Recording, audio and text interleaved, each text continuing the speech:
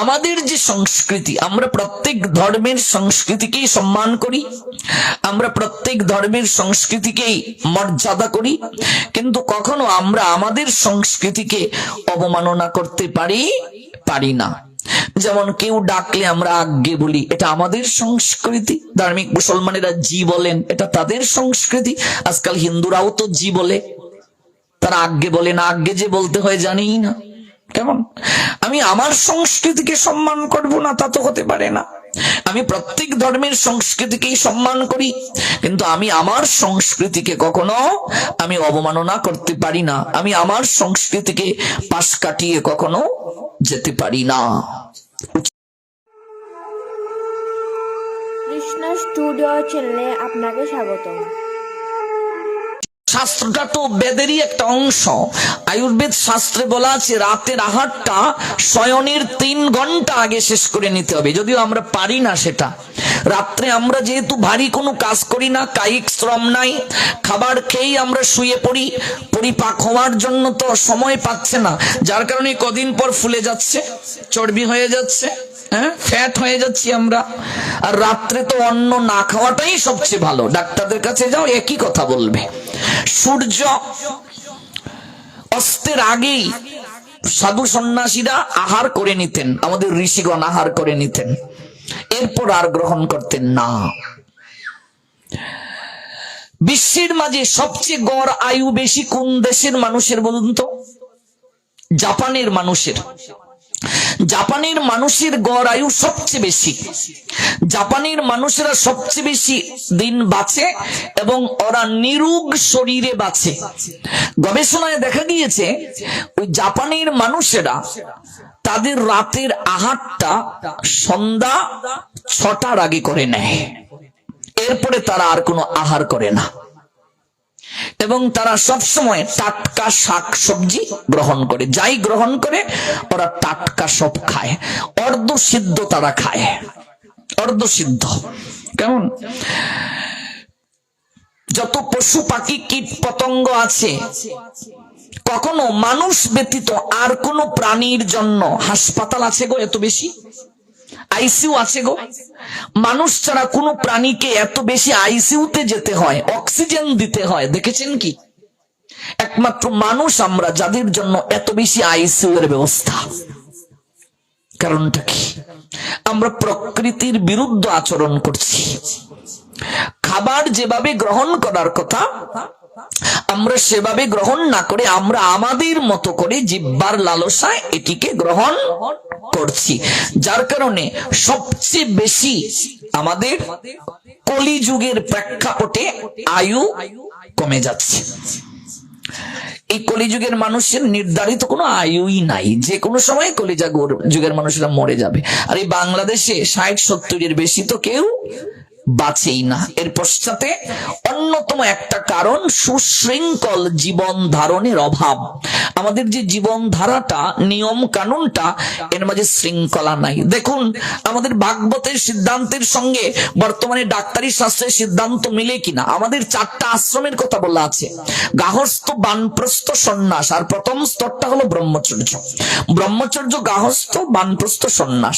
50 বছর বয়স পর্যন্ত স্ত্রী সঙ্গের অনুমতি আছে। আপনি স্ত্রীর সঙ্গে সহবাস করতে পারবেন, সন্তান উৎপাদন পারবেন করতে, আপনার অনুমতি আছে। 50-এর পরের জীবনটাকে বানপ্রস্থ বলে। তখন আপনাকে ভাগবত শাস্ত্র সিদ্ধান্ত দিয়েছেন, আপনি তখন স্ত্রী সঙ্গ থেকে রহিত হয়ে ভোগ হয়ে গেছে আপনার। আপনি তখন সংসারে 100 দিনের মাঝে 75 দিন সংসারে আপনি কাটাবেন না। আপনি তখন কাটাবেন ঈশ্বর চিন্তায়, ধামে তীর্থে। আর 25 দিন আপনি খোঁজ খবর নেবেন। এটাকে বলে বানপ্রস্থ। আগেরকার সময়ে স্বামী স্ত্রীকে নিয়ে একটা কুটির নির্মাণ করে ওই সন্তানের কাছে সংসার বুঝিয়ে দিয়ে তারা চলে যেতেন, এখানে তারা সাধনা করবেন। এখনো রাধাকুণ্ডে গেলে দেখবেন, বৃন্দাবনে গেলে দেখবেন প্রচুর কুটির আছে। স্বামী স্ত্রী শেষ বয়সটা ওনারা ওই ভোগের উপরে ঊর্ধ্বে উঠে তারা চলে গেছেন। ডাক্তারদের কাছে যান, ডাক্তাররা আপনাকে বলবে 16 কিংবা 30 বছরের নিচে যে খাবারগুলো আমরা আমাদের ভেতরে দিতাম, মেশিন, এই যে পাকস্থলীতে পরিপাক হচ্ছে, এই মেশিনটা 30 বছরের আগে যে খাবারগুলো আমরা খেয়েছি বা দিয়েছি ভেতরে যেভাবে পরিপাক করতে পারতো, ঠিক সেই খাবারটা যদি 60 বছর কিংবা 70 বছরের কোনো লোক গ্রহণ করে, তার সেই পাকস্থলীতে মানে পরিপাক করার মেশিনটা কি 30 বছরের আগে যেভাবে শক্তিশালী ছিল, মজবুত ছিল, সতেজ ছিল, 60-70 বছর বয়সে কি সেইভাবে আছে? আছে কি? তাহলে ডাক্তাররা কি বলে? 40 বছরের পরে আপনাকে বলে, 50-এর পরে আপনাকে বলে আপনি তৈলাক্ত খাবার পরিহার করুন, বলে কিনা? আমাদের ভাগবত সিদ্ধান্ত বলছে আপনি 50-এর আগ পর্যন্ত যদি মাছ মাংস খেয়েও থাকেন, 60-এর পর বানপ্রস্থে গিয়ে আপনি সাত্ত্বিক আহার গ্রহণ করুন। মিল নেই কোনটায় বলুন? মানুষ নিজের ইচ্ছা মতো প্রকৃতির বিরুদ্ধে আচরণ করার কারণে সে মরছে। যখন যৌবনে শিথিলতা আসে, তখনও যদি আমি হার্বাল খাই, তখনও যদি আমি উত্তেজিত মেডিসিন খেয়ে আমি সঙ্গ করতে যাই, এটি আমার শরীরের জন্য হিতে বিপরীত হবে। এটাই তো আমাদের আর্য ঋষিদের সিদ্ধান্ত। এই জন্য ভোগেরও একটা সময় ধরে দিয়েছেন আমাদের ভাগবত শাস্ত্র, যে তোমাকে 26 থেকে 50 পর্যন্ত ভোগের সময়, 75 বছর বয়স পর্যন্ত তোমার বানপ্রস্থ। যদি তুমি বেঁচে থাকো, এর পরের জীবনটা তোমার ত্যাগের জীবন, মানে সংসারে আর কোনো আসক্তি রাখবে না। বউটাকে সংসার বুঝিয়ে দাও, সন্তানকে সংসারটা বুঝিয়ে দাও, তারপর তুমি ঈশ্বর চিন্তায় থাকো। একটাই প্রার্থনা, তোমার নামটা নিয়ে সুস্থ শরীরে যেন জগৎ থেকে যেতে পারি। 70 বছরে আমি এমন অনেক দাদুকে দেখেছি, দাঁত পড়ে গেছে, সে বলছে আমাকে খাসির তেলটা দে, আমি তো হাড় চিবাতে পারি না। তো 70 বছর বয়সেও যদি তার খাসি খাওয়ার লালসা থাকে, সে বিছানায় পায়খানা করবে না কেন? এই যে ভাগবত সিদ্ধান্তের সঙ্গে আমাদের বর্তমান চিকিৎসা শাস্ত্রের একটা অভূতপূর্ব সাদৃশ্য আছে, মিলবন্ধন আছে, এটি জেনে আপনি অবাক হবেন। আমাদের ঋষিগণের যে সিদ্ধান্ত, জীবনকে সুস্থভাবে চালনা করার সিদ্ধান্ত, রান্না করতে গিয়ে মানুষ যে চিন্তা করে, যে ভাবনা করে, তা আহারের মাঝে প্রভাবিত হয়। বিবেকানন্দ বললেন, মা, মনে আছে প্রসঙ্গটা, আমি এই দুগ্ধ গ্রহণ করতে পারবো না, কামনা জলজল হতে দেখছি এই দুগ্ধের মাঝে। তুমি বলেছ আমাকে তুমি পতিরূপে গ্রহণ করতে চাও, এরকম একটা সন্তান তোমার হবে, এই ইচ্ছাটা তোমার হৃদয়ে। তো আমার সঙ্গে যদি তুমি মিলিত হও, আমাকে যদি তুমি প্রতিজ্ঞান করো এরকম যে একটা পুত্র সন্তান হবে, তার নিশ্চয়তা তো আমি দিতে পারবো না। তাই আজ থেকে আমি তোমায় মা বলে ডাকলাম, তুমি একটা পুত্র পেয়ে গেছো। একজন ব্রহ্মচারী, একজন সন্ন্যাসী, তার জ্ঞানটা দেখুন, যার কারণে সারা বিশ্ব বিবেকানন্দকে নমস্য জ্ঞান করে। এই ডোনাল্ড ট্রাম্প যখন ভারতে এসেছিলেন, তিনি সর্বপ্রথম তার ভাষণে বিবেকানন্দের নামটা উচ্চারণ করেছিলেন।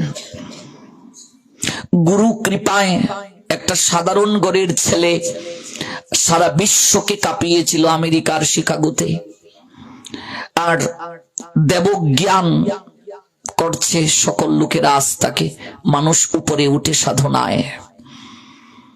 বলছেন আজ থেকে আমি তোমার ছেলে, আমি তোমায় মা বলে ডাকলাম, তাহলে আমার মতো তো তোমার একটা সন্তান প্রয়োজন, তাহলে তুমি সন্তান পেয়ে গেছো।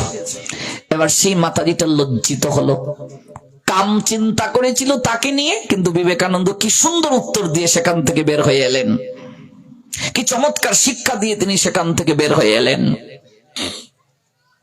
এই জন্যই যে প্রসঙ্গ থেকে আমরা এতদূর গেলাম, সেটি হলো, মনে আছে আপনাদের প্রসঙ্গটা হলো নরোত্তম দাস ঠাকুর রন্ধন করছেন তখন মধ্যাহ্নকালীন সময়। বলছিলাম ওই রান্নাটাকে আমরা বলবো রসই, কাটাটাকে বলবো আমানি, আর যদি কেউ বলে একটু ফুলকপি আলুর ঝুল দাও, এই শব্দটা উচ্চারণ করা যাবে না। কেমন? আর বলতে হবে আজ কি কি পদার্থ হলো বা কি কি আইটেম। এখন তো আমরা অনেক ইংরেজি শব্দ ব্যবহার করি, আইটেম বা কি কি পদার্থ হলো। কেমন? অর্থাৎ সকল কিছুই চিন্ময় শব্দ, শাস্ত্রের সঙ্গে সম্পর্কিত শব্দ।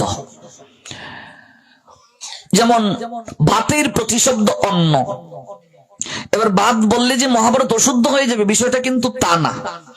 জল আর পানি সমার্থক শব্দ, কিন্তু জল শব্দটা আমাদের শাস্ত্রে আছে, তো এই জন্য আমরা জল শব্দটা ব্যবহার করি। এটা আমাদের সংস্কৃতি।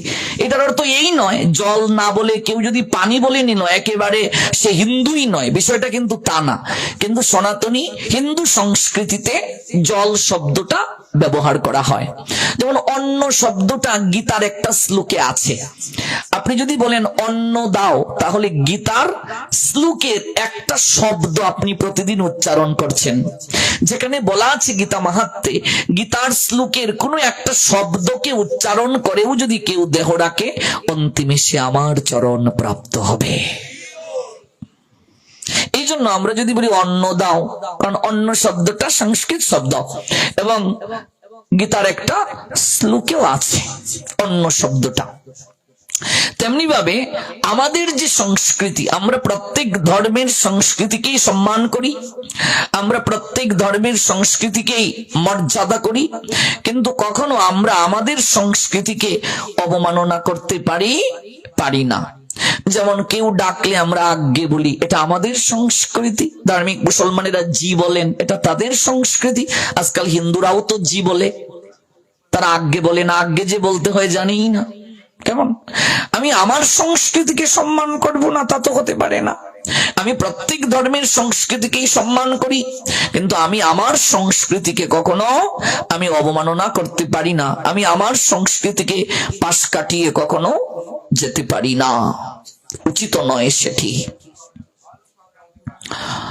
ভগবত ভক্তেরা সমস্ত পাপ থেকে মুক্ত থাকেন। কেন? কারণ তারা যজ্ঞ অবশিষ্ট অন্নাদি গ্রহণ করেন।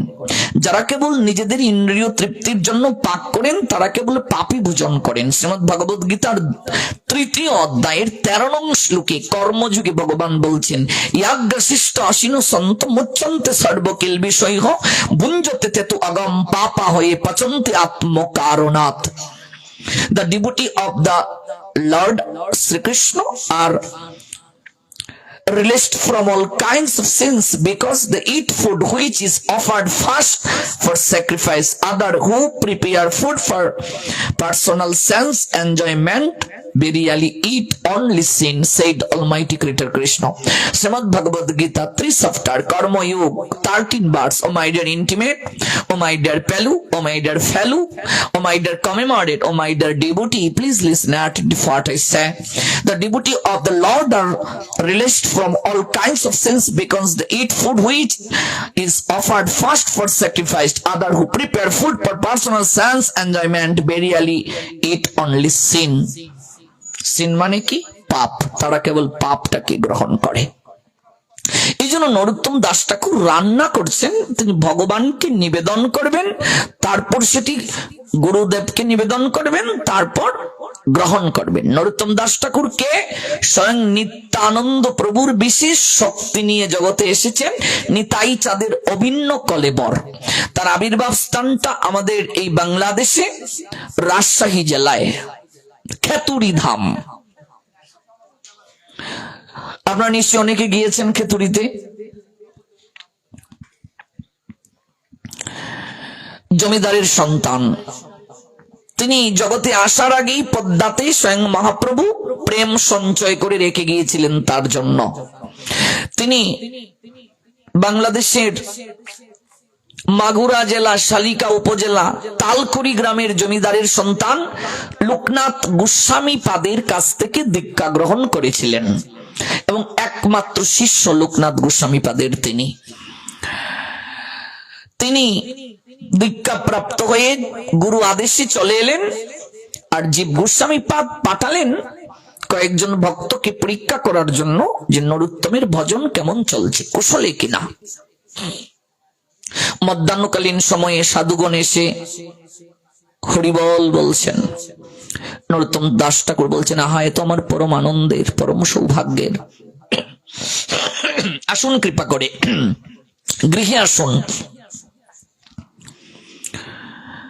বলছেন, আমরা খুবই ক্ষুধার্ত, আমরা অন্ন ভিক্ষা চাচ্ছি, একটু কৃপা করে ধৈর্য ধারণ করুন। আমার রসই কার্য সমাপ্ত, আমি ভগবানকে নিবেদন করেই প্রসাদ দেব। সাধুগণ বলছেন, এত সময় তো আমাদের কাছে নেই বাপু, যদি ভগবানকে নিবেদন করতে হয়, আরতি আদি করতে হয়, সে অনেক সময় প্রয়োজন, আমরা অন্য কারো গৃহে গিয়ে ভিক্ষা গ্রহণ করব।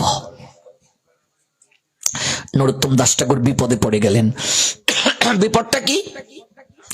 যদি ভগবানকে নিবেদন না করে দেই তাহলে তো ভগবানের আজ ভোগ হলো না, এটা অপরাধ, প্রসাদ হলো না। আর যদি ভগবানের সেবা প্রতিদিন যেভাবে শাস্ত্রীয় নিয়মে দেই, তাহলে সাধুগণ বিমুখ হয়ে চলে যাবেন গৃহ থেকে, তাহলে আমার সাধু সেবা হবে না। আমি তো উভয় সংকটে পড়ে গেলাম। চিন্তা করছেন আমার করণীয় কি? যদি এমন আপনার হয়, মাঝে মাঝে হয় কি না, তখন আপনি কি করবেন? নরোত্তম দাস ঠাকুর সিদ্ধান্ত দিলেন। তখন তিনি চোখ বন্ধ করে বললেন, হা গুরুদেব, আমি কি করব? চোখটা বন্ধ করে তিনি বলছেন, হা গুরুদেব, আমি কি করব? হঠাৎ মনে হলো ভগবানজি বললেন, আমার থেকে আমার ভক্তের পূজা অগ্রে, আমার থেকে আমার ভক্ত বড়, ভক্তের পূজা আমার থেকে অগ্রে। মোর ভক্ত নাহি ভজে, আমা ভজে মাত্র, সেই দাম্ভিক কবু নহে মোর প্রসাদেরই পাত্র।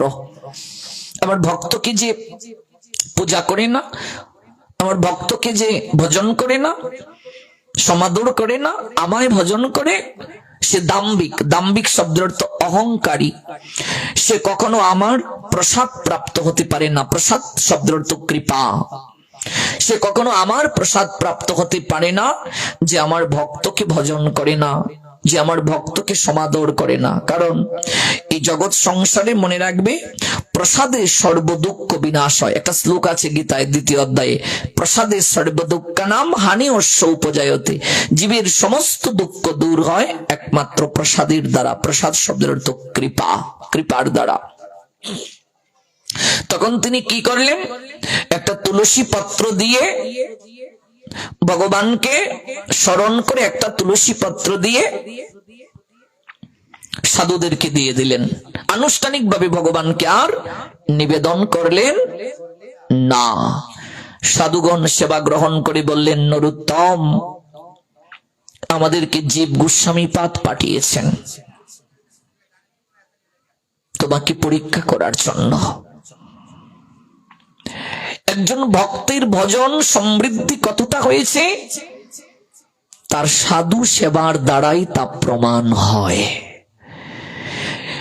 কতটা সে সাধুকে সেবা করে, সেবার প্রতি কতটা তার অনুরাগ আছে, ভক্তি আছে, বৈরাগ্য আছে। ভক্তমাল গ্রন্থ পড়লে দেখবে রাজা রন্তিদেবের একটা চরিত্র আছে। এই রন্তিদেব 48 দিন তিনি না খেয়েছিলেন। এত বড় সাধু তিনি। প্রাণায়ামের দ্বারা অনেক সাধুগণ এইভাবে থাকতে পারেন। এমন অনেক সাধু এখনো ভারতবর্ষে আছেন যারা দীর্ঘদিন না খেয়ে আছেন। এই তুষারের মাঝে, প্রচন্ড তুষার, বরফের মাঝে তারা সাধনা করছেন। এমন অনেক সাধু আছেন, ভজনের এত শক্তি। 48 দিন না খেয়েছিলেন রাজা রন্তিদেব। এই ভক্তমাল গ্রন্থে পাবেন। অযাচক বৃত্তি ছিল এই রাজার। রাজা হয়েও তিনি ঋষি ছিলেন। রাজা হয়ে যিনি ঋষি তাকে কি বলে গো মা? রাজর্ষি সমাস। রাজা হয়েও যিনি ঋষি তাকে বলে রাজর্ষি। মানে তিনি রাজা কিন্তু তার চলাচল আচরণ সকল কিছু ঋষির ন্যায়। যেমন জনককেও কি বলা হয়? রাজর্ষি। জনক রাজা কিন্তু এরপরও তিনি ঋষি। নিজের হাতে লাঙ্গল দিয়ে তিনি জমি কর্ষণ করেছিলেন। অনাবৃষ্টি ছিল রাজ্যে, বৃষ্টি হচ্ছে না। নারদের কাছে খুলে বললেন, এখন কি করব আমি? নারদ বলছেন, আপনি তো সবই জানেন রাজন, আপনি তো রাজর্ষি, জ্ঞান আছে। শুধু জ্ঞান যদি কারো থাকে, অহংকারী হয়ে যায় সে। তার কথাবার্তায় চলাচলে একটা গরম গরম ভাব থাকবে। গরম গরম ভাব নিশ্চয়ই বুঝতে পেরেছেন। দেখবে টাকা যার পকেটে থাকে, তার কথাবার্তা চাল চলনটা দেখবে টাকার গরম। অর্ডার কর, যা লাগে আমি দেব। আরে খা বেটা, বিলের চিন্তা করবে কে, আমি আছি না, খা। মানে কথাবার্তার মাঝে একটা গরম গরম ভাব। তেমনি ভাবে শাস্ত্র জ্ঞানী পারঙ্গম যে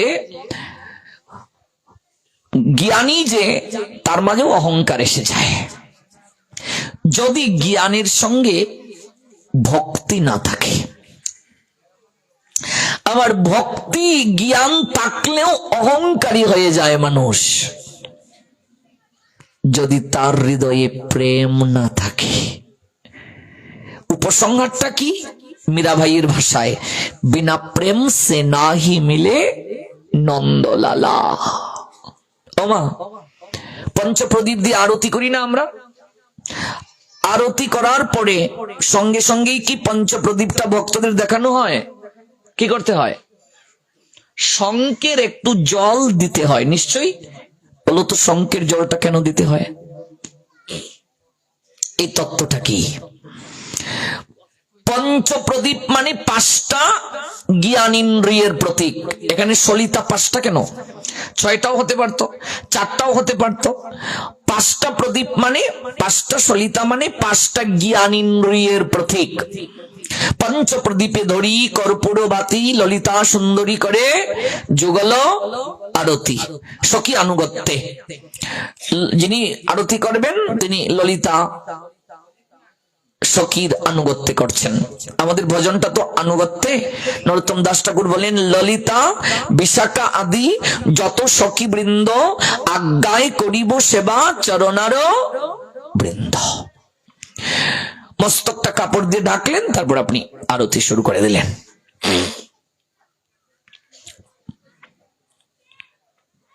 আরতি করা হলো, সলিতা ঘিতে ডুবিয়ে দিলেন। মনে রাখবে মায়েরা, ঘি ছাড়া অন্য কোনো তেল দ্বারা আপনি আরতি করতে পারবেন না। যদি ঘি না পারে, সামর্থ্য না থাকে, বা ঘির অবর্তমানে কেবল তিলের তেল দ্বারা আরতি করা যাবে। কিন্তু আর কোনো তেল দিয়ে সন্ধ্যা বাতিও দেয়া যাবে না, আরতিও করা যাবে না। যদি না থাকে, সন্ধ্যা বাতি দেওয়ারই দরকার নাই, কিন্তু অন্য তেল দিয়ে দেয়া যাবে না, শাস্ত্র নিষিদ্ধ করেছেন। হয় ঘি নতুবা তিলের তেল। কেন? তার কারণটা হলো, অগ্নির মাধ্যমে ভগবান তা গ্রহণ করেন। কেবলমাত্র মা কালী, কালীর মাঝে বগলামুখী যে রূপটা আছে মায়ের, এই মাকে সরিষার তেল দিয়ে আরতি করতে হয়। কালী মায়ের আরতিটা হবে সরিষার তেল দ্বারা, তাহলে মা খুব সন্তুষ্ট হন। সরিষার তেলটা হলো তমগুণের প্রতীক। এই জন্য আমরা উপবাসে সরিষা খাই না। কার্তিকে সরিষা খাও? আমরা চাতুর্মাসেই খাই না। 4 মাস আমরা সরিষা খাই না। চাতুর্মাস ব্রত আমরা সবাই করি, প্রতি বছরই করি। চাতুর্মাসে আমরা সরিষা খাই না। উপবাস বা সংযমের দিন কি কেউ সরিষার তেল মাখে গো? সরিষার তেল দিয়ে আলু ভর্তা খায় না। সরিষার তেলটা তমগুণের প্রতীক। কেবল মা কালীর যে আরতি হবে, এটা সরিষার তেল দিয়ে। দুর্গা দেবীর আরতিটা সরিষার তেল দিয়ে। ঘিটা উত্তম, সরিষার তেল দিয়ে কালীর আরতি ঘি থেকে সরিষার তেলই শাস্ত্র বলছেন উত্তম। কিন্তু আপনি বিষ্ণু তত্ত্ব তথা বাড়িতে যখন সন্ধ্যাবাতি দেবেন, অবশ্যই সয়াবিন তেল, সূর্যমুখীর তেল, বাদাম তেল, যত তেলই দেন, কোন তেল দিয়ে কখনো সন্ধ্যাবাতি দেয়া যাবে না। অপরাধ হয়ে যাবে মায়েরা। সন্ধ্যাবাতি সাধারণ বিষয় না। আজকাল তো সিরিয়ালও চলছে, সন্ধ্যাবাতিও চলছে, সন্ধ্যাবেলায়ও টিভি বন্ধ হয় না আমাদের। সন্ধ্যাবাতিটা সাধারণ জিনিস না, এটাকে শাস্ত্রীয় একটা শব্দ দ্বারা বিশেষায়িত করা হয়, এটাকে বলে সেজুতি। নাম কি এটা? সেজুতি। সেজুতি মানে সন্ধ্যার প্রদীপ। প্রত্যেকটা হিন্দু বাড়িতে তুলসীর মূলে বাতি দিতে হবে সন্ধ্যাবেলায়। যে বাড়িতে কাশি বাজে না, প্রত্যেকটা হিন্দু বাড়িতে কি কি থাকবে জেনে নাও। দুর্ভাগ্য হলেও সত্য, 99টা হিন্দু বাড়িতে ফু দেওয়ার শঙ্খ খুঁজে পাওয়া যায় না। এটা দুর্ভাগ্য। মৃদঙ্গ খুঁজে পাওয়া যায় না, কাশি খুঁজে পাওয়া যায় না। মরলে পড়ে মানুষ একটা মৃদঙ্গ, একটা কুদাল গিয়ে আরেক বাড়ি থেকে ভিক্ষা মেগে আনে, অথচ বিশাল অট্টালিকার মালিক।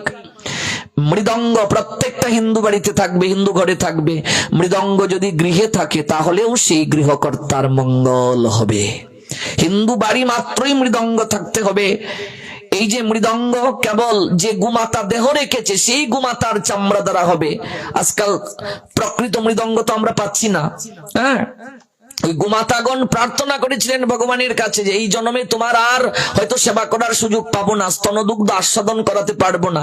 এই যে তুমি মথুরায় গেলে আবার আসবে, এই আশ্বাস দিয়ে গেলে, তুমি তো আর এলে না।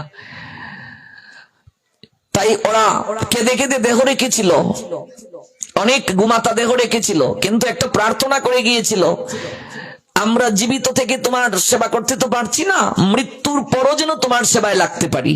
প্রভু তখন করুণা করে এই আর্তনাদকে গ্রহণ করেছিলেন। আমি কলিযুগে যখন লীলায় যাব তখন তোমাদের দেহ অন্তে তোমাদের চামড়া দ্বারা মৃদঙ্গ তৈরি হবে, আর আমার সংকীর্তন যজ্ঞ প্রচারের প্রথম মাধ্যমটাই হবে মৃদঙ্গ। গৌর প্রেমানন্দে। হিন্দু বাড়ি মাত্রই মৃদঙ্গ থাকবে, প্রত্যেকটা হিন্দু বাড়িতে মৃদঙ্গ থাকতে হবে, ঘণ্টা থাকতে হবে, কাশি থাকতে হবে, চামর থাকতে হবে, ময়ূর পুচ্ছ থাকতে হবে। দুর্ভাগ্য হলেও সত্য, সন্ধ্যা আরতির সার সরঞ্জাম অনেক বাড়িতে আমরা পাই না। বাধ্য হয়ে আমরা আরতির সরঞ্জাম সঙ্গে নিয়ে যাই। আমরা যে বাড়িতে যাই প্রায় বাড়িতেই আমরা নিয়ে যাই, প্রায় 90টা বাড়িতেই আরতির সরঞ্জাম নাই। হয় জলশঙ্খ আছে, নতুবা ময়ূর পাখা নাই। অনেকে কয় সামরটা নাই বাবা, সামরটা নাই, লাইন কোন ক্রমে। এক জায়গায় গেছি, বৈষ্ণব সেবা মধ্যাহ্ন আরতি করতে কি লাগে চিনেই না। আপনি আবার হিন্দু, আমি হিন্দু, আমি সনাতনী, কত লজ্জা। একটা শঙ্কের দাম কত রে মা, একটা কাশির দাম কত, কিন্তু একটা কাশি নাই, শঙ্খ নাই, ঘন্টা নাই। হিন্দু বাড়ি মানেই মন্দির। হিন্দু বাড়ির দিকে তাকালেই মনে হবে এটা মন্দির। হিন্দুর বাড়ির সামনে তুলসী বৃক্ষ থাকবে, বাড়িটার দিকে তাকালেই মনে হবে এত পবিত্র, পরিষ্কার পরিচ্ছন্ন থাকবে।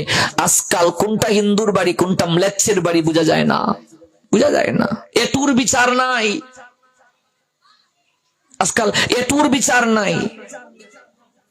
আমরা দেখেছি অনেককে বিছানার মধ্যে চাটাই পেটে অন্য আদি খেয়ে নিচ্ছে, এটুর বিচার নাই, এটু নিচ্ছে না। অথচ আমি মা কাকিমা জেঠিমাকে দেখেছি গোবর দিয়ে লেপন করে নিয়ে যেত, এটুর মাঝে পা দিলে ওই চিৎকার করতো। ওই হ্যাঁ, কুকুর ঢুকলে হাড়ি পাতিল আমার মা কাকিমাকে দেখেছি পরিষ্কার করত, বসা মাজা করত, লেপন করত।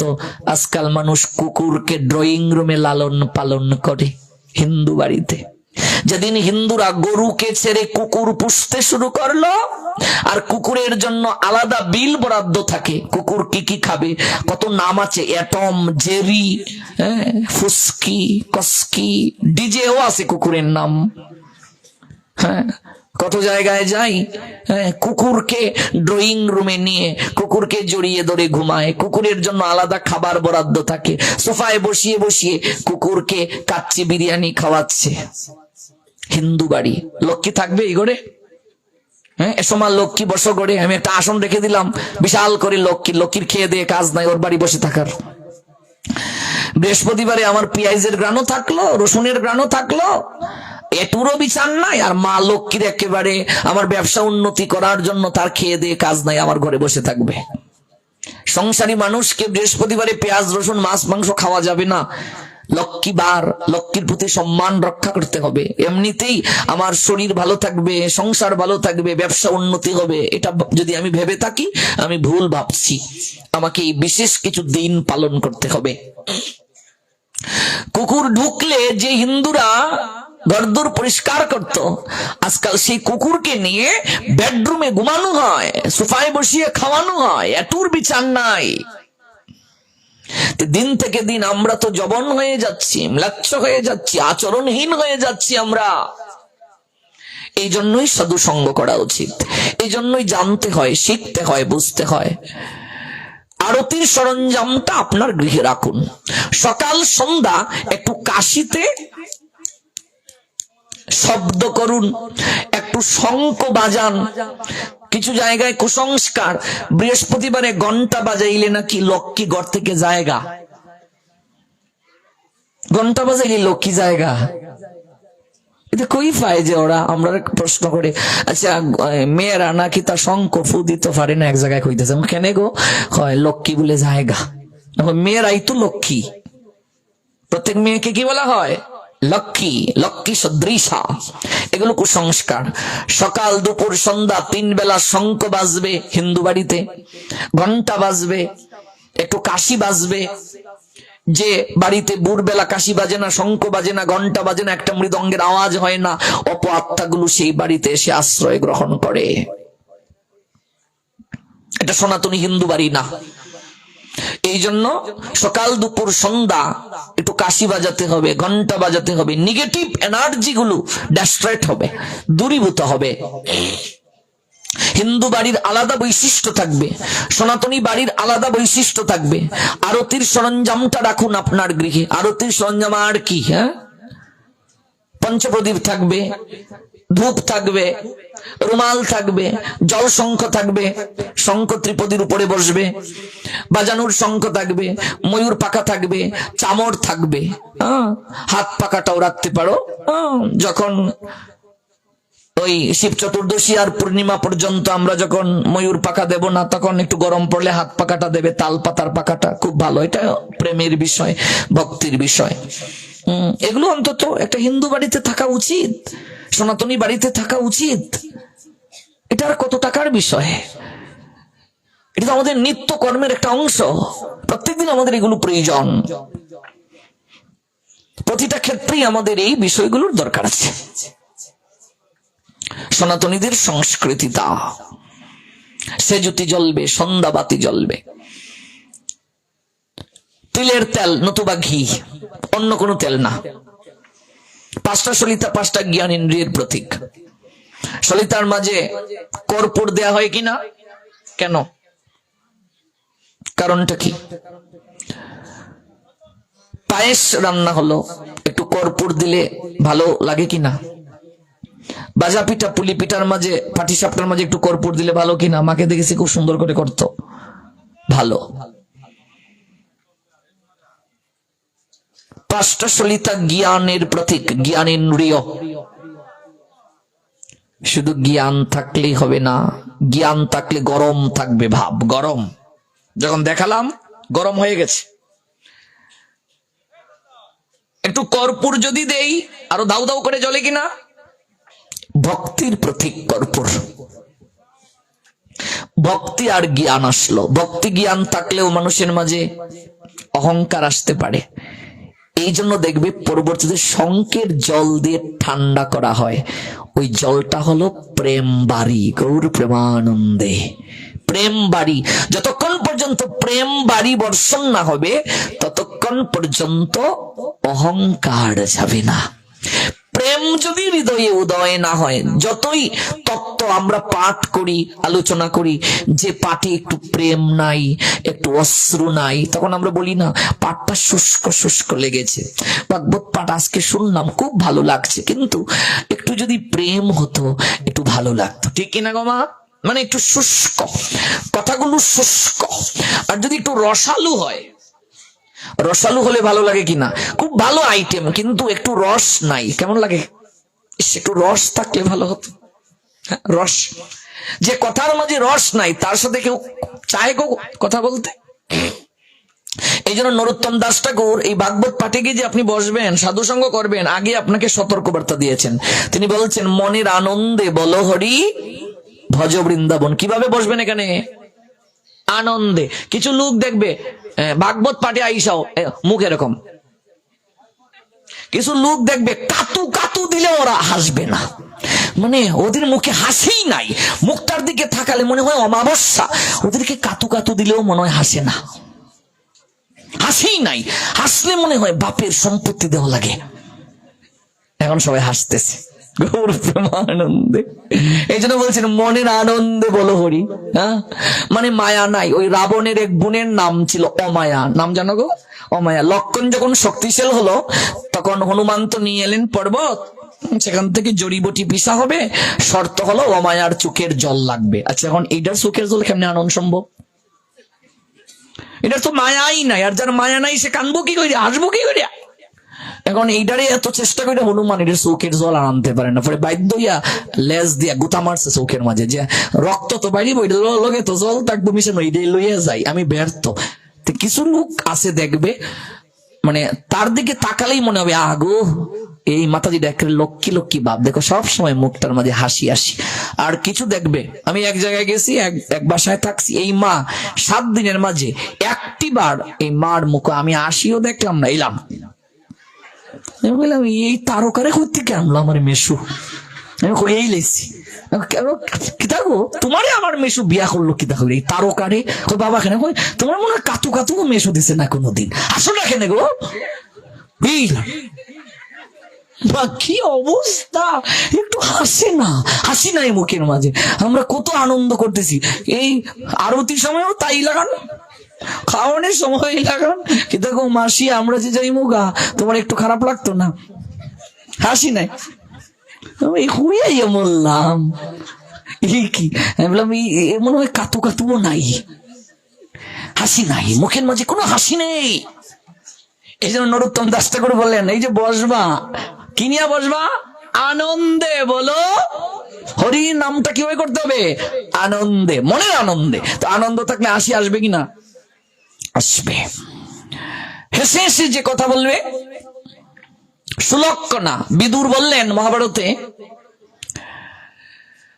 সংসারে স্বর্গের সুখ পাবে কোন পুরুষ যদি তার স্ত্রী মিষ্টি ভাষী হয়, মুখে যদি সবসময় হাসির রেখা ফুটে ওঠে, অভাবে অনটনেও যদি হাসি থাকে, তাহলে সেই পুরুষের জীবনটা স্বর্গময়। যেমন ব্যবসা প্রতিষ্ঠান থেকে স্বামী ফিরে এলো, প্রচন্ড গরম, জ্যৈষ্ঠ মাস, তার স্ত্রী যদি আসার পরে ঠান্ডা একটু লেবুর শরবত 1 গ্লাস নিয়ে কয়, হে গো তুমি কত কষ্ট করে গরমের মাঝে আসছো, এই নাও তোমার জন্য 1 গ্লাস শরবত। আচ্ছা, স্বামী মনে উনি কি বলবে? হ্যাঁ, আমার সব ক্লান্তি শেষ। আর যদি কয় কেন আমার পরেই যদি এই লাগানো শুরু করে, কইব আমার সংসার আর ভালো লাগে না, আমি যদি একটু কাশি গিয়ে থাকতে পারতাম, বৃন্দাবনে থাকতে পারতাম, আর ভালো লাগে না, এই আমি আসলাম ভালো আসলাম, এই আইসে চিল্লানি শুরু হয়ে গেছে। আর যদি কি গো আজকে একটু লেট করলে, আমি তোমার জন্য বসে আছি, একই কথা একটু যদি মিষ্টি করে বলে, হ্যাঁ কত ভালো। তখন কইব সারা দিনের আমি যে এই তো কামলার মতো খাটি, আমার কোনো দুঃখ নাই, আমার বউ কত মিষ্টি করে কথা বলে। তাহলে যার ঘরের স্ত্রী মিষ্টি ভাষী হয়, বিদুর বললেন হেসে হেসে কথা বলে। এখন এই পক্ষকে জিজ্ঞেস করি, এরকম সৌভাগ্য আপনারা আসেনি? না থাকলে আজকে পরিবর্তন হইব, এখান থেকে লইয়া যাইব, দেখবে আজকে থেকেই হাসা হাসা কথা কইব, হেসে হেসে কথা বলবে। হ্যাঁ, ও বর হাসে না, গৌর প্রেমানন্দে। তাহলে এরপরেও আছে বিদুরে, এরপরে বর কেমন হবে এটাও বলছে, আগে এটা শেষ করি। এবার বলছেন, যে গৃহে স্ত্রী মিষ্টি ভাষী হয়, অর্থাৎ সর্বদা হেসে হেসে কথা বলে, সেই পুরুষের স্বর্গ সুখ, সংসারটা তার স্বর্গময়।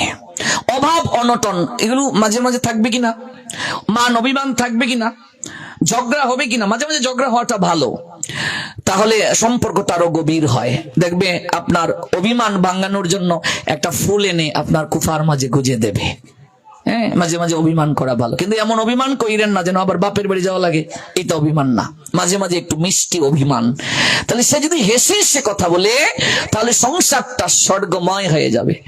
আর যে পুরুষ চরিত্রবান হয় এবং যে পুরুষ সর্বদা স্ত্রীর প্রতি অমায়িক আচরণশীল হয়, তাহলে সেই নারীকে অর্থ না দেওয়া হোক, বিত্ত না দেওয়া হোক, গয়নাগাটি না দেওয়া হোক, কিন্তু স্ত্রীর প্রতি যদি প্রীতি থাকে, প্রীতি তো আমরা বুঝি ভক্তি, প্রীতি, ভালোবাসা, সম্মান, শ্রদ্ধা, আর যদি মিষ্টি আচরণ থাকে, একই কথা, তাহলে সেই স্ত্রীও স্বামীর কাছে পরম সুখ অনুভব করবে।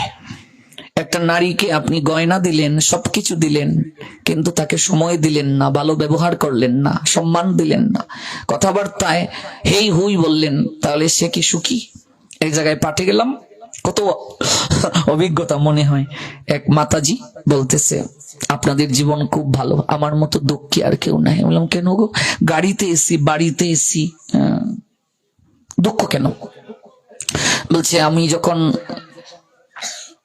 অবিবাহিত ছিলাম তখন আমি মনে মনে ভাবতাম আমার এমন একটা স্বামী যেন হয় যে আমাকে 6 মাসে একবার হলেও কোথায় ঘুরতে নিয়ে যাবে, আমি একটু ঠাকুর দেবতাকে ভালোবাসি, একটু মন্দিরে আমায় নিয়ে যাবে, কীর্তনে নিয়ে যাবে, দাম তীর্থে, কত ইচ্ছা আমার মায়াপুর একটু নবদ্বীপে যাওয়ার, তার সময় হয় না। যদি বলি আজকে একটু চলো না, একটু ঘুরে আসি, একটু মার্কেট করে আসি, যাও, ওই কার্ড নিয়ে যাও আর ড্রাইভারকে নিয়ে চলে যাও। মাঝে মাঝে বলি, ড্রাইভারের গলায় যদি মালা দিতাম তাহলেও ভালো ছিল। কিছু বললি ড্রাইভারকে নিয়ে যাও, মানে ড্রাইভারকে নিয়ে মার্কেটিং এ যাও, তাহলে যদি মালাটা ড্রাইভারের গলাতে দিতাম তাহলেই ভালো। আমি বললাম, সর্বনাশ, এইগুলো তো কেস বড় জটিল। হ্যাঁ, তো দেখবে যারা বড় বড় ব্যবসায়ী, ওদের বাড়িতে সাধু গেলেও ওরা দেখবে সাধুদের কাছেও বসার সময় নেই, ওই রাত 12টা ছাড়া ওদেরকে আর পাইবা না। তো এমনিতে তো ব্যবসা করি, সাধু এসেছে, একটু তার কাছে বসি, একটু জ্ঞান উপদেশ নেই, তো 12টা পর্যন্ত অপেক্ষা করতে হলো। কি দাদা, আপনাকে পাওয়াই যাচ্ছে না, কেস তো জটিল, ড্রাইভারের গলায় মালা কেন দেয়া হলো না এই চিন্তা পর্যন্ত গরুনি করে খবর রাখেন। বলেন কি? মানে মজা করে বলতেছি কি, আর মাতাজি হাসতেছে, বলছে, প্রভু আপনি তো রসিকতা করেন। আমি বললাম, আপনি সুখী? বলছেন না। কেন সুখী না? কেন? কয়, শরীরের এমন কোন জায়গা নাই যে ফুস করতে হয় না। ফুস বুঝেন তো? হ্যাঁ, মানে সিরিঞ্জ ঢোকাতে হয়, সুগারের রোগী। সকালবেলা একটু হালকা নাস্তা করে চলে যাই দোকানে, আর টিফিন বক্সে খাবারটা দিয়ে দেয়া হয়। আর আমার সামনে বলতেছে, আপনি জিজ্ঞেস করেন আপনার দাদাকে, রাত্রে এসে আমার পাশে নাক ডেকে ঘুমায়, আসে না মরছে আমি বুঝি না, আমি আছি কি নাই তাতেও কোনো সংবাদ নাই, সারাদিন কষ্ট করে এটা যদি কথা বলি, রাখো তোমার কথা, আমি খুব ক্লান্ত, নাক ঢেকে ঘুমাচ্ছি, মনে হচ্ছে সব ঢুকে যাচ্ছে নাকের ভেতর দিয়ে। আমি এই শাড়ি গয়না, আমি কি এগুলো পেয়ে সুখী? একটা নারী কি চায়? স্বামী তাকে সময় দেবে, ভালোবাসবে, তার সাথে একটু মিষ্টি করে কথা বলবে। এখন সারাদিন যে ব্যবসা করে রাত্রে 12টায় আইয়া নাক ডেকে ঘুমায়, এর কাছে একটু রোমান্টিক কথাও বলে, তাহলে কি তার হবে? এই যে মহাভারতের কথা দেখুন, হাজার হাজার বছর আগে আমাদের এই তত্ত্বগুলো বলে দেওয়া আছে, বর্তমান সমাজের সঙ্গে মিলছে কিনা ভাবুন, অনুভব করুন। মহাভারত এমন এক গ্রন্থ, রামায়ণ এমন এক গ্রন্থ, জীবন জিজ্ঞাসা, জীবনের সঙ্গে এগুলো মিলে যায়। উনি বললেন, আমি সুখী না। ছোটবেলা তার বাবা তাকে 5 টাকা দিয়েছিল, ওই কৌটার মাঝে রেখে ডাকনা দিয়ে রেখেছে, রাত্রে ঘুমাতে পারি নাই, উনি আমাকে শেয়ার করছে। একটু পরে পরে গিয়ে কৌটার খুলে দেখে 5 টাকা আছে না, কেউ নিয়ে গেছে। বুঝতে পেরেছেন? 5 টাকা তার বাপ ছোটবেলা দিয়েছিল, এখন প্রায় 50-এর নিয়ে কাছাকাছি ওনার বয়স। তো তার মানে আজ থেকে 40 বছর আগে, 45 বছর আগে 5 টাকা একটু মূল্য ছিল কিনা? তো 5 টাকা তার বাবা তাকে গিফট দিয়েছে, এটা বয়মের মাঝে রেখেছে, এবার রাত্রে সে ঘুমাতে পারে নাই, টাকাটা আছে কিনা। বলছে, তখন 5 টাকা আমাকে ঘুমাতে দেয়নি, আর এখন আমি মেশিন দিয়ে টাকা গুনি, এখনো আমি ঘুমাতে পারিনি। মাঝে মাঝে আপনার বৌদি যে বলেছে, ঠিক বলেছে, আমি চাই যে আজকে যাব না, কিন্তু এই যে আপনার সঙ্গে কথা বলছি, দেখেন 10-20টা কল এসে গেছে, মানে কল, তার বউয়ের সাথেও যদি একটু কথা বলে বারবার কল, এই জন্য বলে, যাও তুমি তোমার মোবাইল নিয়ে থাকো, ব্যবসা নিয়ে থাকো। মাঝে মাঝে বলি আজকে যাব না, কিন্তু ভাবি আজকে যদি না যাই অর্ডারটা হবে না, ম্যানেজার এটাকে মেরে ফেলে কি না। তো এই জন্য অর্থ প্রয়োজন আছে, কিন্তু অর্থ যেন আমাদের জীবনে একমাত্র প্রয়োজন না হয়। একটা নারী তার স্বামীর কাছে কি চায়? ভালো ব্যবহার, প্রীতি। আর কি চায়? একটু সম্মান। আর কি চায়? দুবেলা দুমুঠো খাবে, ঋণ যেন না থাকে, সুস্থ শরীরে। আর আমাদের শাস্ত্র বলছেন সে যেন কৃষ্ণ কেন্দ্রিক জীবন যাপন করতে পারে। একটা পুরুষের দায়িত্ব, এই জন্য তাকে স্বামী বলে, সে হাত ধরে জগৎ স্বামীর সঙ্গে সম্বন্ধটা স্থাপন করিয়ে দেবে। এটাই হচ্ছে মূল কথা। আজকাল আমরা এই তত্ত্ব থেকে সরে গেছি। পতি স্বামীকে বলে পতি, পতিত অবস্থা থেকে উদ্ধার করার ক্ষমতা রাখেন। এবার স্বামী স্ত্রী দুজন মিলে যদি গীতা পাঠেও না যাই, ভাগবত পাঠেও না যাই, তাহলে তো আমি এই প্রতিজ্ঞা থেকে সরে গেলাম। আমি যে বিবাহকালে প্রতিজ্ঞা করেছি, এই প্রতিজ্ঞা থেকে আমি সরে গেলাম। এই প্রতিজ্ঞাটা আমার জীবনে আমি কার্যকারী করতে পারলাম না।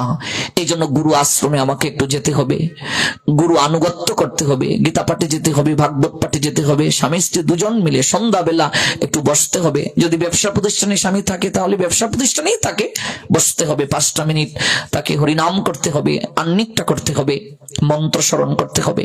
সকালবেলা সে ডিউটিটা সেরে ব্যবসা প্রতিষ্ঠানে চলে যাবে, গুরু চরণে পুষ্পাঞ্জলি দেবে, গৌর গোবিন্দ চরণে তুলসী পত্র দেবে, একটু গীতাটা পড়বে, তার ডিউটি সে করে যাবে। একটু জপমালায় হরিনাম করে নেবে, পারে না 1 মালাই করুক, 1 মালাই ধীরে ধীরে 16 মালায় নেবে, কিন্তু করতে হবে। তারপর সে চলে যাবে। আমি আমার ডিউটি করলাম না, ভগবানের কার্য না করে আমি চলে গেলাম, আমি কখনো ভালো থাকতে পারবো না। প্রশ্ন ওঠে না, প্রশ্ন ওঠে না। গুরু বাক্যকে আমায় যথাযথভাবে পালন করতে হবে। গুরু বাক্যটাই আমাদের জীবনে, মনে রাখবে, সর্বোত্তম সাধনা। এবার আসুন, গতকাল একটা প্রসঙ্গ উত্থাপন করে গিয়েছিলাম, রাজশাহীর পুটিয়ার জমিদারের কন্যা, মনে আছে? রাজশাহী, সেই রাজশাহীতে আপনাদেরকে একটু নিয়ে যাচ্ছি। পুটিয়া, সেই পুটিয়া জমিদার, সেই জমিদারের নাম হলো নরেশ নারায়ণ।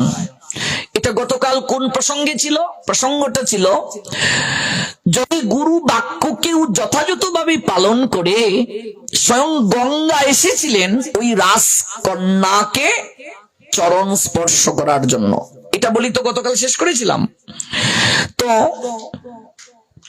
যখন আপনারা নরোত্তম দাস ঠাকুরের আবির্ভাব স্থান দর্শন করতে যাবেন, সেখান থেকে অবশ্যই আপনারা ওই পুটিয়ার রাজবাড়ি দর্শন করে আসবেন। রাজশাহীতে পড়েছে এটা। পুটিয়ার রাজকন্যার নাম ছিল শচী, নরেশ নারায়ণীর কন্যা। তিনি এত বড় সাধিকা ছিলেন আমাদের এই পূর্ববঙ্গের, আপনি কল্পনাও করতে পারবেন না কত বড় সাধিকা। যখন এই রাজকন্যার জন্ম হলো, অনেক বছর পর এই কন্যা প্রাপ্ত হয়েছিলেন, অনেক বছর পর। নরেশ নারায়ণ বিবাহ করলেন, সন্তানাদি হচ্ছে না। বহু বছর পর কন্যার জন্ম হলো, মা নাম রাখলেন শচী। শচী ধীরে ধীরে বৃদ্ধি প্রাপ্ত হচ্ছে, বড় হচ্ছে। বাল্যকাল থেকেই তার হরিনামের প্রতি দুর্বার আকর্ষণ, ভালোবাসা, অহৈতুকী প্রীতি। মায়ের কুলে করে একদিন তিনি হরিনাম শ্রবণ করছেন, মূর্ছিত হয়ে গেলেন, অজ্ঞান হয়ে গেছেন হরিনাম শুনে। যখন রাগ হয়, রাগগুলো গাওয়া হয়, দেখবেন কিছু রাগ আছে বিরহের রাগ। এটা শুনে শচী বিমোহিত হয়ে গেলেন, অজ্ঞান হয়ে গেলেন। বৈদ্য ডাকা হলো, কবিরাজ ডাকা হলো, পরীক্ষা করা হলো, কিছুই পাওয়া গেল না। মেয়েটা এমন কেন হলো? ডাক্তার পরীক্ষা করছে, কোনো ব্যাধি নেই। আবার হরিনাম শুরু করা হলো, মেয়েটা তাকাচ্ছে। একটা আধ্যাত্মিক লক্ষণ মেয়েটার মাঝে প্রকাশ পাচ্ছে। সংসার বিরক্ত, পরমা ভক্তি পরায়ণা, অত্যন্ত সুন্দরী, খুব সুন্দরী। যখন যৌবনে পড়লেন তিনি, বয়স যখন তার 18 হলো, তার বাবা নরেশ নারায়ণ মেয়েটাকে বলছেন, মারে আমারও তো বয়স হয়েছে, আমি চাই তোর স্বয়ংবর অনুষ্ঠান করতে। একটা উপযুক্ত পাত্রের গলায় তুই মালাটা পরিয়ে দে, আর আমার এই বিষয় সম্পত্তি তুই বুঝে নে, আমি আর কদিন বাঁচবো। মেয়েটা বাবার গলা জড়িয়ে ধরে বলছে, বাবা আমার জীবনে বিবাহ করার ইচ্ছে নেই। বাবার মাথায় যেন বজ্রপাত পড়লো। বলছিস কি, তুই আমার একমাত্র মেয়ে, এই বিষয় সম্পত্তি জমিদারি দেখবি কি, তুই বিয়ে করবে না? যদি এমন কাউকে তুমি পাও যাকে আমি পতিরূপে গ্রহণ করলে জীবনে আমার বৈধব্য ব্রত পালন করতে হবে না, আমি তাকে বিবাহ করব। বাবা বললেন, সচি এ কেমন কথা বলছিস তুই মা? এই জড় জগতে, এই সংসারে এমন কোন পুরুষ তো পাওয়া সম্ভব নয় যার মৃত্যু হবে না, যার বার্ধক্য আসবে না। কারণ জাতস্যহি ধ্রুব মৃত্যু ধ্রুবম, যার জন্ম হয়েছে তার মৃত্যু হবে। জাতস্যহি ধ্রুব মৃত্যু ধ্রুবম জন্ম মৃতস্য চ, যার মৃত্যু হয়েছে তার কর্ম অনুযায়ী আবার জন্ম হবে। জগতে যার জন্ম হয়েছে তার মৃত্যু হবে, এটাই তো স্বাভাবিক। কিন্তু মরণশীল কোন ব্যক্তিকে তুই প্রতিরূপে গ্রহণ করবে না, এটা তো হবে না। বাবা আমি মনে প্রাণে ভগবান শ্যাম সুন্দর গোবিন্দকে আমি ভালোবাসি বাবা। আমি কৈশোর কালে যেদিন থেকে আমি বুঝতে শিখেছি, সেদিন থেকে আমি আমার মনটা আমি রাসবিহারী শ্যাম সুন্দরকে দিয়ে রেখেছি। একটা পতিব্রতা রমণী, একটা মন কজনকে দিতে পারে বাবা? সচি আমি সমাজে বাস করি, আমি জমিদার, আমি সমাজের মানুষকে কি দিয়ে প্রবোধ দেব, বুঝাবো কি দিয়ে? এটি হতে পারে না, এটি কোনোদিন সম্ভব নয়। তুমি ব্রজ কোনো গোপী নও, পিতৃসত্য পালন করাও ধর্ম। তুমি শাস্ত্র জ্ঞানী নিপুণ, তুমি তোমার সিদ্ধান্ত থেকে সরে আসো, এটা তোমার পিতার আদেশ। সচি এই রাজশাহীর মেয়ে, তিনি পিতার দুটো চরণ জড়িয়ে ধরে বলছেন, পিতাশ্রী তুমি গীতার শ্লোক দ্বারা আমাকে যুক্তি দিয়েছ, জাতস্যহি ধ্রুব মৃত্যু ধ্রুবম জন্ম মৃতস্য চ। পিতাশ্রী তুমি নিশ্চয়ই এই শ্লোকটাও পড়েছ, মন মনা ভবং। ভগবান বলছেন তোমার মনটা আমাকে দাও, তোমার এই অর্থ বিত্ত বৈভব, তোমার এই রাজ সিংহাসন, কোনো কিছুই ভগবানকে প্রদান করলে ভগবান সন্তুষ্ট নন। ভগবান কেবল চান এই মনটা তাকে দিতে। আমি যেদিন গীতায় প্রবেশ করেছি, আমি তখন মনে মনে চিন্তা করেছি, আমি তোমায় কি দেব প্রভু? আমি রাজকন্যা, আমি তোমায় ঐশ্বর্য দেব। স্বয়ং ঐশ্বর্যের দেবী লক্ষ্মী সতত তোমার চরণ দুটো সেবা করে, ঐশ্বর্যের দেবী লক্ষ্মী সদা তোমার চরণ প্রান্তে বসে তোমার চরণ সেবা করে। যে লক্ষ্মীর কাছ থেকে মানুষ ঐশ্বর্য চায়, যে ঐশ্বর্যের দেবীর কাছ থেকে মানুষ ধন কামনা করে, প্রার্থনা করে, সেই ঐশ্বর্যের দেবী তোমার চরণে সতত থাকে, তোমার চরণ সেবা করে নিজেকে ধন্যাতি ধন্য মনে করে। আর আমি তোমাকে ধন দেব, বিত্ত দেব, বৈভব দেব। বৈভবের দেবী বৈভব লক্ষ্মী তো তোমার সেবিকা, তোমার চরণ সেবিকা। কাজে ধন রত্ন ঐশ্বর্য আমি কি করে তোমায় দেব? তোমায় মণিমুক্তা দেব, যে সমুদ্রে মণিমুক্তা পাওয়া যায়।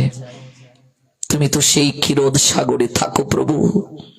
অনন্ত নাগ তোমাকে সতত মস্তকে ছায়া সদৃশ তাকে, মণি মুক্তা হীরা মাণিক্য ধন সম্পদ ঐশ্বর্য এগুলো আমি তোমায় তোমায় দেব? এটা তো তামাশা। আমি ভাগবত পড়ে জেনেছি বাবা, যার বাবার 9 লক্ষ ধেনু আছে, সেই ভগবান গোপীদের কাছে গিয়ে হাত পেতে ননি চুরি করে, মাখন চুরি করে। গোপাল, ননি দেব, তুই নাচ। একটু ননির আশায় গোপাল নাচে। এটা তো ননির জন্য নয় বাবা। ওই ননি মাখনের মাঝে গোপিকারা যে তাদের হৃদয়ের প্রেমার ভক্তি মাখিয়ে দেয়, ওই প্রেমার ভক্তিটা আস্বাদন করার জন্য গোপাল এমন করে। তাই আমি মনে করেছি আমি রাজকন্যা, আমি আমার প্রভুকে দেব কি এই ধন রত্ন ঐশ্বর্য সকল কিছুই তো প্রভুর। এই জগৎ সংসারে ভগবানের সকল কিছু আছে। আমি ভাগবত পড়লাম, গীতা পড়লাম, পড়ে জানলাম সকল কিছু প্রভুর থাকলেও একটা জিনিস প্রভুর কাছে নাই। একটা জিনিসের জন্য প্রভু বড় কাঙ্গাল। প্রভু সতত ভক্তের কাছে কেবল প্রেম আর ভক্তি কামনা করে, আকাঙ্ক্ষা করে। যেখানে তিনি অর্জুনকে উদ্দেশ্য করে দুটো জায়গায় বলেছেন, অর্জুন মন মনা ভব, তোমার মনটা আমায় দিয়ে দাও। আমি যেদিন এই গীতা পড়েছি পিতাশ্রী, আমার চোখ বেয়ে ঝরঝর করে অশ্রু ঝরেছে। অনন্ত কোটি বিশ্ব ব্রহ্মাণ্ডের মালিক ভগবান ভিখারির মতো আমাদের কাছে মন চেয়েছেন। আমি সেই দিন থেকে আমার এই মনটা শ্যাম সুন্দর গোবিন্দের চরণে দিয়ে দিয়েছি বাবা। আমি আমার এই মন আর কাউকে দিতে পারবো না। এই মন, আমার এই প্রাণ আমি তো শ্যাম সুন্দরকে দিয়ে দিয়েছি বাবা। তুমি আমায় বিয়ে দিতে পারো, আমার এই দেহটা হয়তো শ্বশুর বাড়িতে যেতে পারে, কিন্তু আমার এই মন মীরার মতো সতত গিরিধারীকে কেন্দ্র করে থাকবে। মীরার মতো গিরিধারীর চরণ ব্যতীত এই মন আর কাউকে দিতে পারবেন না। আমরা সব দিতে পারি পিতাশ্রী, মন দিতে পারি না ভগবানকে। মন দিলে মদন মোহন বশীভূত হয়ে যান। মন দিলে মন মোহিনী শ্রীমতী রাধারানী তার আনুগত্য স্বীকার করেন। এই মনটা আমি তাকে দিয়েছি, আমি আর কাউকে দেব না, কাউকে নয়, কাউকে নয়। মেয়ের কথা চিন্তা করতে করতে মা অসুস্থ হয়ে গেলেন। এক পর্যায়ে মায়ের মৃত্যু হলো, রানীর মৃত্যু হলো। শচী সৎকার্য সম্পাদন করলেন। তার পিতা শচীকে ডেকে বলছেন, মারে, তোর মাও চলে গেল আমার আগে, আমিও হয়তো আর বেশি দিন বাঁচবো না। আমি তোকে এতদিন জোর করেছিলাম, আমি আর তোকে জোর করব না, কিন্তু মারে, এই যৌবন নিয়ে, শরীর নিয়ে একটা নারীর ভজন করা বড় কষ্ট রে মা। প্রত্যেকটা পরতে পরতে তাকে পরীক্ষা দিতে হয় রে, সমাজের চোখে কলঙ্কিনী হতে হয়। আমি বাবা, আমি তোকে আশীর্বাদ দিচ্ছি, তোর এই অভিষ্ট আকাঙ্ক্ষা যেন পূরণ হয়। সত্যিই যেন শ্যাম সুন্দর গোবিন্দ তোকে অন্তিমে হলেও নিজের বলে গ্রহণ করে রে মা। পিতা তাকে আশীর্বাদ দিলেন। নরেশ নারায়ণ তিনিও সময়ের পরিক্রমায় মৃত্যুমুখে পতিত হলেন। পিতামাতা উভয়ই দেহ রাখলেন স্বজনাদির কাছে। রাজত্বের ভার দিয়ে শচী ভাবলেন, আমি আর এই জমিদারিতে থাকবো না। তখন তিনি বৃন্দাবনের অভিমুখে যাত্রা করলেন। এই আমাদের রাজশাহী থেকে বৃন্দাবনের অভিমুখে যাত্রা করলেন। বৃন্দাবনে গিয়ে তিনি ভাবলেন, সর্বপ্রথমে আমার গুরু চরণে আশ্রয় নেওয়াটা প্রয়োজন। গুরু কৃপা ছাড়া কোনোদিন গোবিন্দ কৃপা পাওয়া যায় না। সব জায়গায় ঘুরতে ঘুরতে তখন ওই শচীর সাক্ষাৎ হলো বৃন্দাবন ধামে। হরিদাস পণ্ডিত গোস্বামীর সঙ্গে। হরিদাস পণ্ডিত গোস্বামী কে? আমাদের ওই পঞ্চতত্ত্বের মাঝে গদাধর আছেন না মা, স্বয়ং রাধারানী গদাধর হলেন। ওই গদাধর পণ্ডিতের শিষ্য পরম্পরায় গদাধর পরিবার শ্রী হরিদাস পণ্ডিত। অর্থাৎ চৈতন্য চরিতামৃতের আদি লীলার অষ্টম পরিচ্ছেদে পাবেন পণ্ডিত গোসাইয়ের শিষ্য হলো অনন্ত আচার্য। পণ্ডিত গোসাইকে, পণ্ডিত গোসাই গদাধর পণ্ডিত, ওই গদাধর পণ্ডিতের পঞ্চতত্ত্বের অন্যতম গদাধর, তার শিষ্য অনন্ত আচার্য। কৃষ্ণ প্রেমময় তনু উদার সর্বার্য, তার অনন্ত গুণ কে করু প্রকাশ, তার প্রিয় শিষ্য পণ্ডিত হরিদাস। তাহলে গদাধর পণ্ডিতের শিষ্য হলো অনন্ত আচার্য, অনন্ত আচার্যের শিষ্য পণ্ডিত হরিদাস। তাহলে তিনি কি সাধারণ কেউ বা মা? স্বয়ং গদাধর, পঞ্চতত্ত্বের গদাধর। ওই গদাধরের শিষ্য হলেন অনন্ত আচার্য, অনন্ত আচার্যের শিষ্য পণ্ডিত হরিদাস। গদাধর পরম্পরা, গদাধর পরিবার।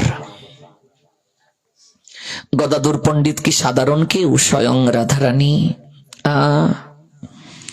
ওই পণ্ডিত হরিদাস তার বৈরাগ্য দেখে শচী বিমোহিত হয়ে গেলেন, প্রণাম দিলেন। এত অপূর্ব সুন্দরী রমণী, কে রে মা তুই? আমি পূর্ববঙ্গ থেকে এসেছি। পূর্ববঙ্গ? নাম কি তোর? শচী। শচী? চমৎকার নাম তোরে মা, আমার কাছে কেন? বাবা,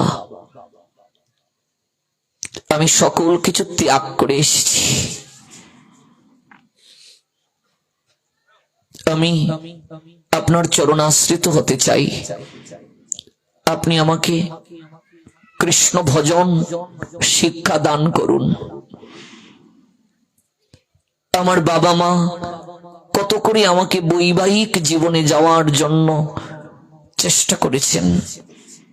আমার এই মন আমি শ্যাম সুন্দর গোবিন্দ চরণে দিয়ে দিয়েছি বাবা, কিন্তু তাকে আপনার করে কি করে পেতে হয় তা তো জানি না। আপনি আমায় দীক্ষা দান করুন, আমায় কৃপা করুন। মারে, তোর চেহারা দেখে তো মনে হচ্ছে কোনো সম্ভ্রান্ত পরিবারের মেয়ে তুই। গুরুচরণে কিছু লুকাতে নেই, সত্যি করে বল আমি জমিদার নরেশ নারায়ণের কন্যা। ও তুই রাজকুমারী? আমি কোনো রাজকুমারীকে যে দীক্ষা দেই না রে মা। আমি রাজ দর্শনও করি না, কোন রাজার ছেলে কোন রাজার মেয়েকেও আমি দীক্ষা দেই না। আর মারে, এই রূপ নিয়ে, এই যৌবন নিয়ে তুই এই বৃন্দাবনে থাকতে পারবি না রে মা। চলে যা, চলে যা। গুরুদেব চলে যাওয়ার জন্য তো আসিনি, আমি অপেক্ষা করেছিলাম আমার পিতামাতা দেহ রাখার পর আমি আসব। আমার পিতামাতা সদাম প্রাপ্ত হয়েছেন, আমি আর পূর্ববঙ্গে ফিরে যেতে চাই না, আমি এখানেই পড়ে থাকবো। ফিরিয়ে দিলেন পণ্ডিত হরিদাস, দীক্ষা দিলেন না। কাঁদতে কাঁদতে গোবর্ধনের তটে লুটিয়ে পড়লেন, আর কেঁদে কেঁদে প্রেমময়ী রাধারানীর কাছে বলেন, ওগো প্রেমময়ী, কবে তোমার কৃপা হবে? এই রূপ যৌবন যদি আমার সাধনার পথের কাটা হয়, তুমি আমায় বিশ্রী করে দাও, কুশ্রী করে জনম কেন দিলে না? যে রূপ যে যৌবন যদি আমার ভজনের পথে কাটা হয়, আমি তা চাই না।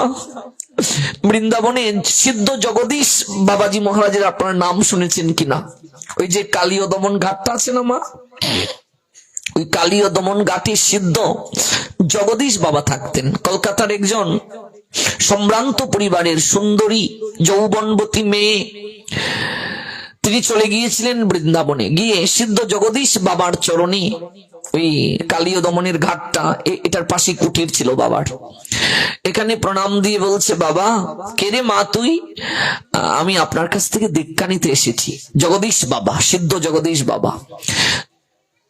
সিদ্ধ জগদীশ বাবা বলছেন, আমি তোকে দীক্ষা দিতে পারবো না মা, তুই বাড়ি চলে যা, আরো পরে আসিস।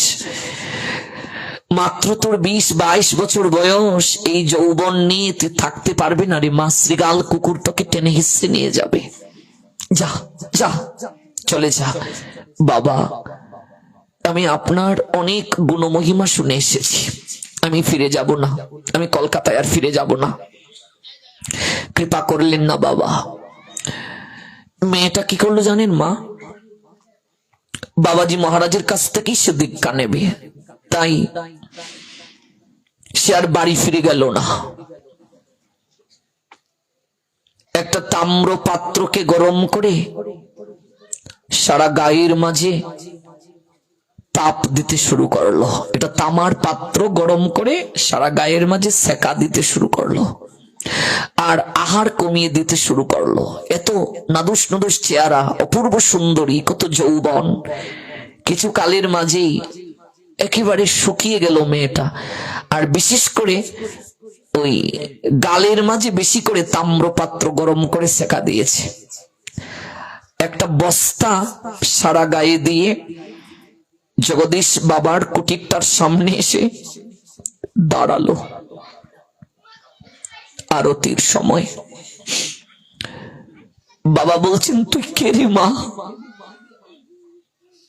কিছু বলছে না, তাকিয়ে আছে। তুই কে রে মা? তোকে খুব পরিচিত মনে হচ্ছে, তুই কে? বাবা মনে প্রাণে আমি আপনাকে গুরু রূপে গ্রহণ করেছি, আমি আপনার শিষ্যা, যদিও অধিকার পাইনি। তুই কলকাতার ওই মেয়েটা না? তোর এই মুখমণ্ডলে এত দাগ কিসের রে? তোর এই গায়ের এমন এমন ঘটন এত শুকনা কি করে হলো?